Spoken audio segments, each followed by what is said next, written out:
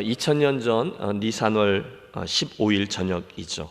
예수님과 제자들은 유월절 만찬을 위해 둘러 앉았습니다.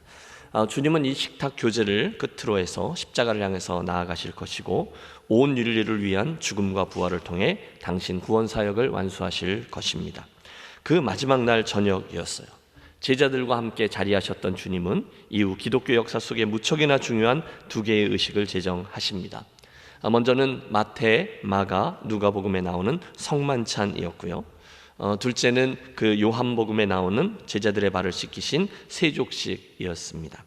아마 레오나르도 다빈치의 작품, 저 위의 작품이죠. 그 최후의 만찬에 나오는 그림보다 아마 훨씬 더 소박한 분위기의 다락방이었을 것이다, 우리 추측합니다.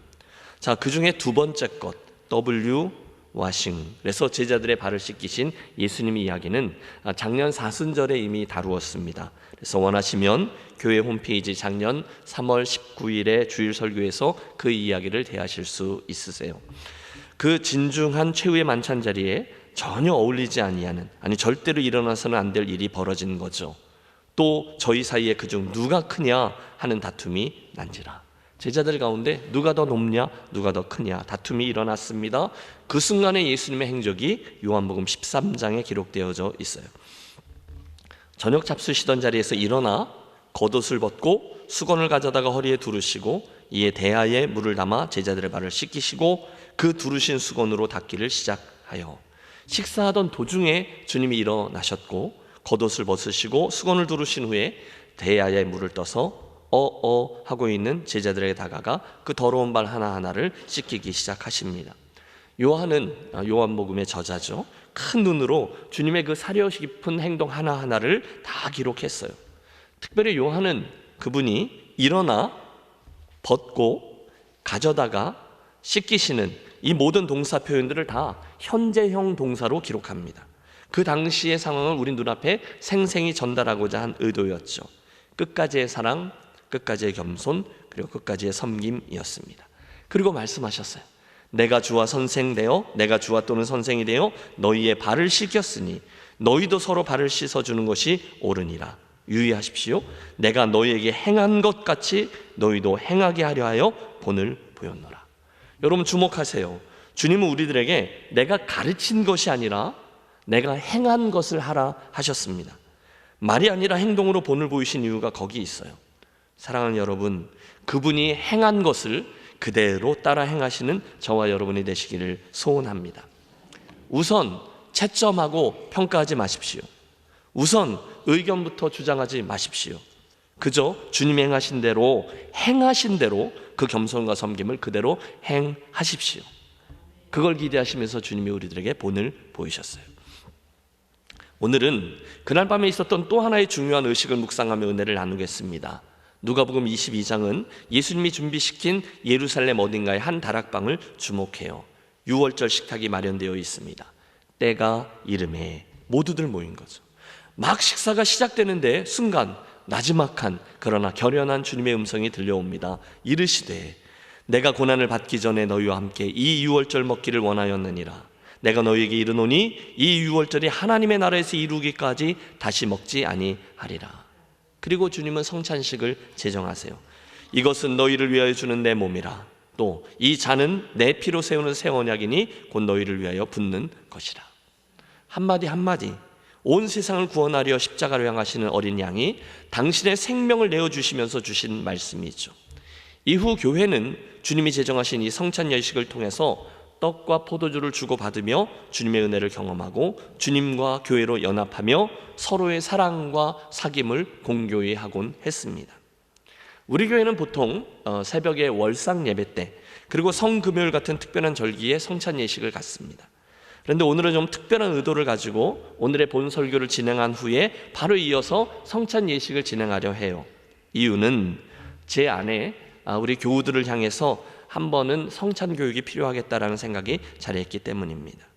사랑하는 여러분, 예수님을 주로 고백하는 모든 교회가 공통적으로 향하고 있는 이 성찬식은 뭡니까? 그 의미는 무엇입니까? 그 형식은 어떠해야 하며 우리는 어떠한 마음과 태도로 참여해야 합니까? 여러분, 어떤 이들에게 있어서 이 성찬은 식사입니다. 어떤 이들에게 있어서 성찬은 희생입니다. 어떤 이들은 이 성찬을 신적인 행위로 이해하고 어떤 이들은 이 성찬을 공동체의 행위로 이해합니다. 어떤 이들에게 있어서 성찬의 본질은 함께 모여서 연합하는 데 있고, 또 다른 이들에게 있어서 성찬의 본질은 예수님에게 참여하는 것 또는 다른 사람들에게 관심을 갖는 것에 있습니다. 어떤 이들에게 있어서 성찬은 예수님의 희생과 고난을 기념하는 슬픈 예식이고, 또 다른 이들에게는 대속과 구원을 기리는 기쁨의 예식이에요. 어떤 이들은 이 성찬을 그리스도의 몸이 현재형으로 우리에게 임하는 것이고, 또 다른 이들에게 성찬은 단순한 기념 행위일 뿐입니다. 성찬은 시대마다 상황마다 나라마다 다양하게 이해되고 시행되어 왔어요. 그래서 저는 이 모든 이야기들, 이 접근들을 배타적으로 이해하기보다는 포괄적인 그런 태도로 다루어야 한다 봅니다. 그래서 여러분, 제가 성찬식을 인도할 때 사용하는 용어들을 가만 보면 한 7개 정도의 의미를 담아서 성찬을 인도하죠. 왜 다이아몬드를 이렇게 보는 각도에 따라서 다양한 빛과 모양이 되듯이 성찬도 우리들의 역사와 전통과 상황에 따라 다양한 의미와 은혜로 우리들에게 다가와요. 함께 기억하겠습니다. 떡과 포도주를 사용해서 주님이 제정하신 성만찬 의식은 이후에 온 세상에 있는 교회가 공통적으로 시행하는 공동체 의식이 되었고, 이것을 통해 우리는 하나님의 말씀이 육신이 되어 우리 가운데 거하심에 라는 것을 체험합니다. 성찬을 통해서 주님은 우리 각 사람을 어루만져 주시고 우리의 하나됨을 강화시켜 줍니다. 그뿐이 아니죠.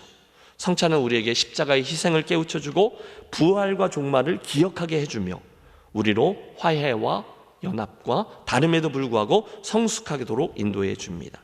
우리는 이 성찬을 통해 강건해지고 그리스도의 몸이라는 한 공동체로 자리합니다. 성찬은요, 정말로 신비롭습니다. 오늘 우리가 세 번째 본문으로 택해 읽은 고린도전서 11장의 말씀은 사도 바울을 통해서 주시는 성찬의 의미입니다. 내가 너희에게 전한 것은 주께 받은 것이니 곧 주 예수께서 잡히시던 밤에 떡을 가지사 축사하시고 떼어 이르시되. 여러분, 상황이 설명되죠. 그리고 나서 이제 떡, 곧 주님에 대한 말씀이 나오고요. 그 다음은 잔, 곧 주님의 피에 대한 말씀이 이어집니다. 그런데 이 고린도전서 11장에 나오는 이 말씀 안에는 특별히 성찬과 관련돼서 세 개의 동사가 자리하고 있어요. 유념해 주십시오. 첫 번째는 24절에 나오는 기념하라이고, 두 번째는 26절에 나오는 전하라이며, 세 번째가 28절에 나오는 먹고 마시라, 참여하라입니다. 여러분, 그것들 하나하나를 좀 유념해 봐 주십시오. 우선은 기념하라예요. 따라해 주십시오. 기념하라. 네. 여러분, 세 가지를 암기하십시오. 성찬에 참여하면서 기념하래요. 뭘 기념합니까? 예수님께서 행하신 것, 즉 우리를 위하여 죽으신 일, 그걸 기념하라는 거죠. 24절 떡을 떼면서 주님이 말씀하십니다. 이것은 너희를 위하는 내 몸이니 이것을 행하여 나를 기념하라. 잔을 드신 후에 다시 말씀하시죠. 이 잔은 내 피로 세운 새 언약이니 이것을 행하여 마실 때마다 나를 뭐 하라고요? 기념하라. 예수님은 성찬을 통해서 당신의 죽으심을 우리로 기념하라 하셨어요. 두 번째는 전하라입니다. 뭐라고요? 전하라. 26절, 너희가 이 떡을 먹으며 이 잔을 마실 때마다 주의 죽으심을 그가 오실 때까지 전하는 것이니라. 뭘 전합니까? 이것도 주님의 죽으심입니다.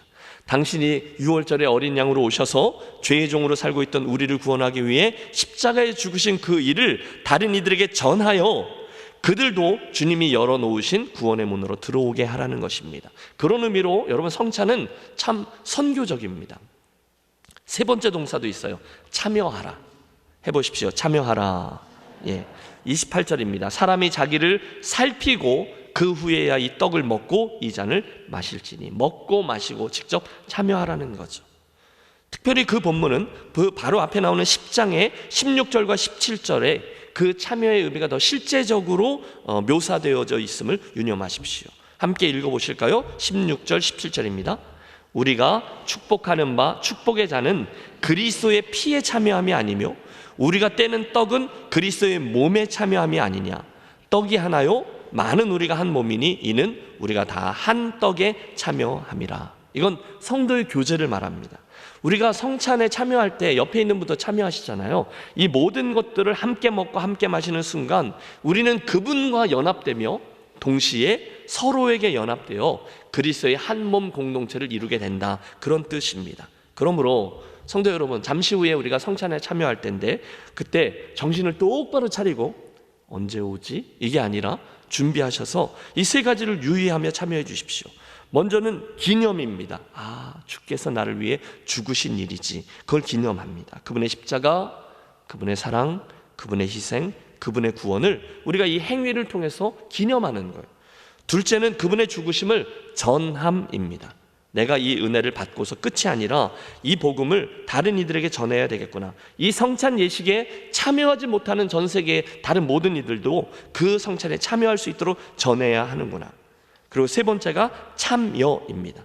특히 우리가 떡을 그리고 잔을 먹고 마시는 행위를 할 때 내가 예수님의 복음에 참여한다라는 생각과 함께 우리가 그리스도의 한 몸인 교회에 참여하고 있구나를 공동체 의식을 갖는 거예요. 이 세 가지, 기념하라, 전하라, 참여하라가 성찬 안에 담겨있는 의미인 거죠. 첫 번째 예수님의 식탁은 마태복음 14장에 나오는 오병이어의 식탁입니다. 잘 아시죠? 밤이 늦었는데 사람들이 집에 안 가요. 예수님이 그들을 보고 긍휼한 마음이 생기셨어요. 너희가 먹을 것을 주어라. 주님의 말씀에 주님 각각 조금씩 나눠주더라도 200데나리온의 돈이 모자랄 겁니다. 빌립이었죠. 그 옆에서 여기 작은 소년이 가지고 있는 도시락이 하나 있습니다. 그런데 이게 뭐 얼마나 되겠습니까? 이게 안드레였습니다. 그런데 우리는 그 다음 이야기를 알죠. 예수님은 무리들을 자리에 앉히시고 그 떡 5개와 물고기 2마리라는 도시락을, 작은 소년의 음식을 당신의 손에 쥐십니다. 그때 마태복음은요 슬로우 모션으로 그 장면을 집중해요. 여러분, 그 귀절에 어떤 동사들이 나오는지를 유념해 보세요. 떡 5개와 물고기 2마리를 가지사 하늘을 우러러 축사하시고 떡을 떼어 제자들에게 주심에 제자들이 무리에게 주니. 여러분, 이 4개의 동사가 보이세요? 그것들을 각각 가지사 축사하시고 떼어 주셨다. 이해되셨죠? 두 번째 예수님의 식탁 이야기는 그 다음 장에 나오는 4,000명의 배고픈 군중에게 먹이실 사건이에요. 오병이어의 사건이 유대인들을 위한 사건이라면 이 7병이어의 사건은 이방인들을 위한 것이라고 보죠. 그런데 똑같습니다. 이번에도 준비된 음식이 터무니없이 적었어요. 7개의 떡과 물고기 2마리. 그런데 예수님이 똑같이 그 사람들을 앉히신 후에 떡 7개와 그 생선을 가지사 축사하시고 떼어 제자들에게 주시니 제자들이 무리에게 주매. 똑같아요. 가지사 축사하시고 떼어 주셨다. 4개의 동사. 세 번째 식탁 이야기는, 여러분 저를 따라오고 계시죠? 계속 먹는 얘기에서 시장하신 분이 계실지 모르겠는데, 세 번째 식탁 이야기는 오늘 우리가 대한 그 최후의 만찬 이야기입니다. 마태복음 26장인데 6월절 저녁이고 예수님이 그 12제자와 함께 다락방에 계셨어요. 제자들이 발을 씻기셨고 이야기는 우리가 아는 대로 흘러갑니다. 그런데 26절을 보면 그들이 먹을 때에 예수께서 떡을 가지사 축복하시고 떼어 제자들에게 주시며, 똑같은 게 보이세요? 가지사 축복하시고 떼어 주셨어요. 마지막 식탁 이야기는 부활 후의 기록이죠. 누가복음 24장에 나오는 엠마오로 가는 제자들의 식탁 이야기입니다. 십자가 사건이 일어났어요. 그 일로 인해서 제자들이 실망하죠. 그래서 고향으로 낙향하는데 부활하신 예수님이 그들에게 다가오십니다. 몇 시간 동안 그 말씀을 나누면서 엠마오 마을에 도착하시고 그들이 우리와 함께 유하사이다, 그들의 강건함에 못 이겨 주님이 그곳에 들어가셔서 그들과 함께 저녁 식탁을 대하세요. 그때 누가복음 24장 30절 같이 한번 읽어보실까요? 그들과 함께 음식 잡수실 때에 떡을 가지사 축사하시고 떼어 그들에게 주시니. 여러분, 똑같은 게 보이세요? 가지사 축사하시고 떼어 주셨어요. 그럼 먼 훗날 드디어 이제 오늘 우리가 대한 고린도전서 11장의 본문입니다. 사도 바울이 고린도 교회에 있는 성도들에게 편지를 쓰면서 똑같은 이야기를 하는데 성찬에 대한 가르침을 이렇게 담습니다. 내가 너희에게 전한 것은 주께 받은 것이니 곧 주 예수께서 잡히시던 밤에 떡을 가지사 축사하시고 떼어 이르시되 이것은 너희를 위하는 내 몸이니. 똑같습니다. 여러분, 결론은 이거죠. 예수님의 식탁에서 일어났던 일은 항상 이 4개의 동사로 이루어진다는 거예요. 이게 중요합니다. 그렇다면 문제는 간단해요. 오늘 우리도 주님의 성찬에 참여할 때 4개의 동사를 유념하고 그 의미를 묵상하며 그 과정을 통과하는 거예요. 그게 성찬의 바른 형식이라는 거죠. 첫 번째, 예수님께서 우리의 것을 가지십니다. 두 번째, 그것을 축복하십니다. 세 번째, 그것을 떼십니다. 마지막 네 번째로 그것을 우리에게 다시 주십니다. 여러분, 어렵지 않죠? 대답을 좀 해주세요. 어렵지 않아요. 네 가지로 이루어졌다. 항상 그러셨어요. 그러므로 오늘 이 성찬의 행위, 예수님께서 우리를 위해 베풀어 주시는 이 식탁에도 여러분 그 네 개의 행위가 내 눈앞에서 벌어지고 진행되고 있다 생각하며 참여하시는 거예요. 제 의도를 아셨겠죠? 물론 오늘도 저는 이 앞에서 성찬의 의미를 부여하고 성구를 읽어드리고 여러분을 초대하고 성찬위원들이 여러분의 눈앞에 떡과 잔을 가져다 드리지만 여러분은 의식적으로 이 네 가지 행위를 여러분 하나하나 동사들을 묵상하시면서 여러분의 성찬 행위를 그 틀에 담아 이해하면서 참여해 보시라는 거예요. 그러므로 여러분, 오늘 우리가 성찬식을 시작할 때 가장 먼저 하셔야 될 것은 한 가지입니다. 그분의 주 되심을 인정하시고 누가 뭐라 하든지 여러분 손에 있는 모든 것을 내어놓는 겁니다. 여러분, 내려놓으십시오. 그분이 가지고 그걸 붙드시도록 그 행위가 상징하는 바를 기억하십시오. 무엇이 되든 그걸 주님이 다루십니다. 그러나 혹시나 그 순간에 내어드리지 않으시면요, 주님이 당신의 손을 내뻗으셔서 여러분에게서 그것을 잡으려고 하시는데 주님, 이건 안 돼요. 뒤로 감추시는 것은요, 그건 가져가시지 않으세요. 가져가실 수가 없습니다. 억지로 빼앗지 않으세요. 그럼 무슨 일이 일어나죠? 그것은 주님의 만지심과 축복을 경험하지 못합니다. 아무런 일도 일어나지 않을 겁니다. 사랑하는 여러분, 주님의 마음으로 권합니다. 잠시 후에 주님의 식탁 앞에 서실 때 여러분의 그 모든 것들을 다 내려놓는 분들이 되시기를 권합니다. 주님의 뜻은 알겠는데 그래도 이것만은 안 됩니다. 이것만은 제 자존심에 허락치 않습니다. 아무리 그러셔도 이것만은 안 됩니다. 그건 주님의 식탁에 참여하는 이의 바른 태도가 아니죠. 주님은 슬픈 눈으로 이렇게 말씀하실걸요. 너는 나를 주인이라고 말로만 하는구나 라고요. 그러지 마십시오. 주님은 당신의 식탁 앞에서 가장 먼저 우리의 모든 것을 가져가시는 분입니다. 그 일을 허락하십시오. 그때 그분이 저와 여러분의 성찬의 자리를 기적의 자리로 빚어주실 줄로 믿습니다. 두 번째, 이제 예수님은 우리에게 가져가시는 것과 함께 축사하시고 우리를 축복하시며 감사하신다는 거예요. 그걸 하늘 아버지께로 올려드리며 축복하는 시간입니다. 여러분, 생각해 보세요. 그 식탁 위에 무엇이 있든지, 그 식탁의 자리에 누가 참여했든지 그것들 모두는 이제 예수님의 축복과 기도로 감사로 인해 하나님 아버지께로 들려 올리는 거죠. 오늘의 성찬에 임하시면서 여러분, 이 두 번째 장면도 상상해 보세요. 슬로우 비디오로 상상력을 동원해 보십시오. 순간 우리를 붙드시고 우리의 그것들을, 여러분의 인생을, 여러분의 존재 자체를 하나님께로 올려드리며 그분이 축복하십니다. 걱정하지 마세요. 주님이 우리들의 것을 붙드신 후에 그거 가지고 비판부터 하지 않으세요. 정죄부터 하지 않으세요. 대신에 주님은 그것을 축사하시고 축복하십니다. 그때 우리는 믿습니다. 그 축복으로 인해 저와 여러분은 새로운 것들로, 새로운 존재로 변화되게 될 것입니다. 그분의 만지심으로 여러분의 그 내어드린 모든 것들은 새로운 차원의 의미를 갖게 될 것입니다. 여러분, 저는 축복합니다. 정말로 저와 여러분은 믿음으로 그 행위를 할 때 주께서 여러분을 만지시고 축복하시고 변화시켜주는 체험이 있게 되시기를 바랍니다. 못 내어드릴 게 없어요. 여러분의 마음 내어놓으시고요, 주님이 여러분의 마음을 축복할 거예요. 여러분의 건강을 내어놓으시고요, 주님이 여러분을 새롭게 해주실 겁니다. 여러분의 소유권 이전을 하십시오. 주님이 그것들을 성별하시고 여러분을 새로운 차원의 사람으로 이끌어 주실 것입니다. 여러분의 주님이 향한 입술로만의 충성과 사랑과 헌신을 내어놓으십시오. 주님이 그것을 축복하셔서 당신의 마음에 합한 것들로 그것을 변화시켜 줄 겁니다. 무엇이 되든지 그분의 손에 붙들리면 새로운 차원으로 변화되게 될 겁니다. 그 귀한 축복의 기회를 놓치지 마십시오. 그분의 손에 다 내려놓으셔서 그 모든 것들이 하늘의 양식으로 채워지고 변화되고 새로운 의미를 받는, 정말 수지 맞는 축복의 체험이 있게 되시기를 바랍니다. 세 번째, 그 다음은요, 가지사 축사하시고 그 다음 뭐죠? 떼어요. 여러분, 이것도 중요해요. 그 장면을 상상해 보세요. 예수님이 우리에게서 받은 것을 떼십니다. 잠시 후에 제가 주님이 부서지셨습니다, 주님이 찢기셨습니다 하면서 그걸 뗄 텐데, 그때 여러분이 여러분 자신을 주님이 브레이크하도록, 떼도록 허락하셔야 된다는 거예요. 그 순간 우리가 그것까지도 참고 주님이 그것을 하실 수 있는 분임을 인정하셔야 돼요. 왜요? 그분이 선하신 분임을 신뢰하기 때문이죠. 때로는 우리는 너무도 자주 고상한 마음으로 아무 일도 없는 것처럼, 아무 문제도 없는 것처럼, 아무 아쉬움도 없는 것처럼 전혀 가난하지 않은 모습으로 주님 앞에 나올 때가 많이 있어요. 온전히 겉모습은 우리가 치장하고 깔끔하게 하고 나오잖아요. 남들이 나를 어떻게 볼지 그걸 신경 쓰면서 성찬식도 아주 고상한 모습으로 앉아있을 때가 많아요. 그러나 기억하십시오. 주님은 우리들의 모든 것을 브레이크, 부수시는 분, 떼시는 분, 찢으시는 분이세요. 나의 연약함도 드러날 거예요. 나의 더러움도 창피함도 다 드러날 거예요. 그러나 성찬 앞에서는 그것이 곧 축복임을 기억하시기 바라요. 순간 당신은 우리들의 교만을 깨실 겁니다. 우리의 자만심도 깰 겁니다. 새로운 삶으로 우리를 불러내시는 거죠. 여러분, 주님의 그 식탁 앞을 상상해 보세요.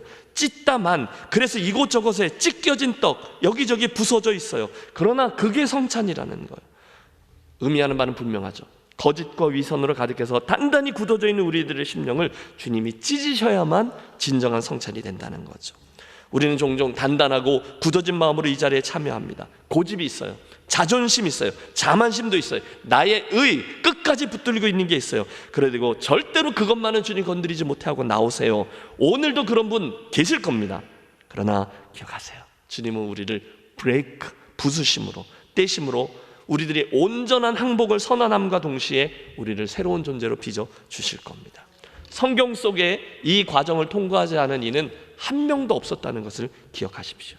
주님은 상하고 통회하는 심령을 기뻐하신다 하셨어요. 여러분, 주님 앞에서 깨어져 보신 적이 있으신지요? 그 깨짐이 얼마나 귀한 영적인 축복으로 화하는지를 경험하셨을 거예요. 혹시 오늘 주님 앞에 깨져봤던 경험이 너무 오래전의 추억으로만 자리하고 계시지는 않습니까? 그분들 오늘 이 성찬의 자리에서 주님이 나를 부수시는 과정을 또 한번 체험하게 되시기를 바랍니다. 그것을 허락하십시오. 주님이 나를 그러실 수 있다는 분, 그러실 수 있는 분임을 기억하는 거죠. 주님, 저를 맡깁니다. 심령이 가난한 자는 복이 있나니 천국이 저희 것이며, 애통하는 자는 복이 있나니 저희가 위로를 받을 것이며, 의에 줄이고 목마른 자는 복이 있나니 저희가 배부를 것입니다. 오늘의 성찬 예식에서 여러분 그분의 깨심을 사모하십시오. 나는 안 깨져봤는데요. 그러시다면 반드시 오늘 그분 앞에 깨어지는 그런 복된 시간이 되시기를 주님의 이름으로 축원합니다. 그게 축복이에요. 왜? 그분이 의사이고요. 왜? 그분은 재활용의 전문가이기 때문이죠. 마지막 네 번째 형식입니다. 이제는 주님이 그걸 우리에게 가져가서 축사하시고 직접 떼신 후에 다시금 우리에게 그걸 새로운 거죠, 나누어 주시는 단계입니다. 그러면 여러분 그걸 받으세요. 토 달지 말고 가장 선한 것을 주시는 분이심을 믿고 받으시는 거예요. 이게 성찬의 참여죠. 내가 올려드렸던 그 모든 것들은 놀라운 것들로 화하게 될 거예요. 그것들은 무엇이 되든지 그 부서진 것은 돌이 아니라 떡이요, 뱀이 아니라 생선이라는 것을 체험하게 될 것입니다.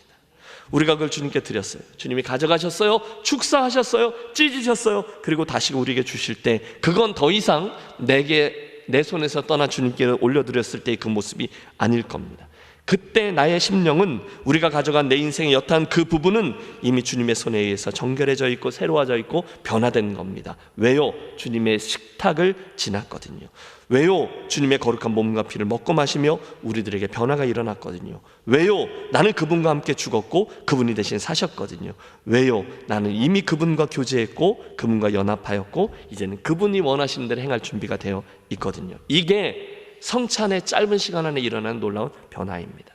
정리하죠. 사랑하는 성도 여러분, 그러므로 오늘 이 성찬을 대하실 때 수동적으로 앉아 계시다가 눈앞에 다가오는 떡과 잔을 먹고 마시지 마시고 이 네 가지 형식을 여러분의 영혼 안에 순차적으로 행하시고 소원하고 간구하여 실제로 그렇게 순종함으로 성령 하나님께서 여러분을 다루시는 것을 체험하게 되시기를 축복합니다.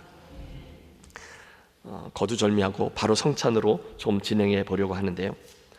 오늘 들으신 말씀을 기억하시면서 여러분 우리 잠깐 기도하고 싶습니다.